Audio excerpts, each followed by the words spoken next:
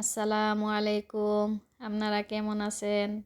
আলহামদুলিল্লাহ আমি আল্লাহর রহমতে ভালো আছি। তো আপনাদের মাঝে আরেকটি ভিডিও নিয়ে আসলাম। তো ছেলে মেয়েদের কিছুদিন ধরে আবদার ছিল যে ওরা মাংস ভাজা খাবে আর মাছ ফ্রাই খাবে। তো আমি তো তেমন পাকা রাঁধুনি না, তো চেষ্টা করি আর কি ছেলে মেয়েদের আবদার পূরণ করার জন্য। তো এই যে মাছ নিলাম একটা। তো এই মাছটা তো কাটা কম হয়, তো ফ্রাই করলে ভালো লাগে এই মাছটা খেতে।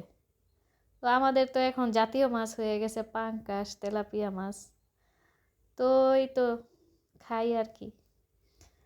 তো এই তো সব বিভিন্ন রকমের মশলা মেখে এটা ম্যারিনেশন করে রাখবো। তো এইভাবে মেখে রেখে দিলে 3-4 ঘন্টা রাখলে খুব মানে টেস্টটা ভালো হয়। তো এখানে নিলাম মুরগির মাংস।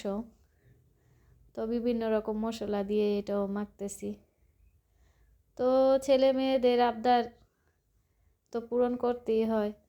তো ছেলে মেয়েদের আবদার থাকে বেশিরভাগ মায়েদের কাছেই। তো বাবার কাছেও থাকে, তারপরও মানে বেশিরভাগ মায়েদের কাছেই থাকে আবদার। তো মায়েরা চেষ্টা করে যতটুকু পূরণ করার পারার চেষ্টা করে করতে যতটুকু পারি।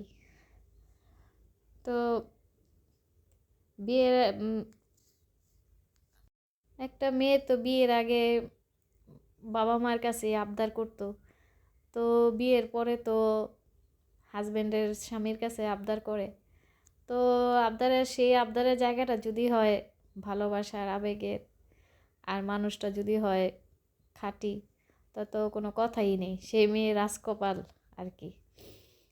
তো আবার অনেকে বলে যে কেন হাজবেন্ডরা কি করে না, মানে ভরণ পোষণ করে না। আমার মতে কোনটা, যে ভরণ পোষণই একটা আর এই আবদারই একটা। তো আবদার যারা ভালোবাসা বোঝে, ভালোবাসার মানুষ, তার কাছে আবদার করা যায়। বিয়ের আগে মেয়েদের বাবা মার কাছে আবদার থাকে, আর বিয়ের পরে যদি স্বামী ওই রকম থাকে ভালোবাসার, তাইলে আবদার করা যায়। আর মেয়েরা এমন মেয়ে নাই আমি জানি যে স্বামীর যতটুক সামর্থ্য আছে সামর্থ্য বুঝেই করে। তো এমন তো না যে না তার স্বামী অনেক পারবো না ওই জিনিসটা আবদার করে। তো কি থেকে কি বললাম, আমি তো তেমন কথা গুছিয়ে টুছিয়ে বলতে পারি না, আপনাদের মতো বুঝে নিয়েন। আমি যতটুকু পারি আবল তাবল বলি, ভালো লাগে আমার কাছে বলতে কিছু। তো এই তো কথা বলতে বলতে সব কিছু তৈরি করলাম। তো আমার ইউটিউব চ্যানেল আছে মেহেরিমা ফালাক, আপনারা ওইখানে সাবস্ক্রাইব করেন, লাইক কমেন্ট করেন, আমারে সাপোর্ট করেন এগিয়ে যাওয়ার জন্য। তো আপনারা ভালো থাকেন, সুস্থ থাকেন। তো এই কথা বলেই শেষ করতেছি।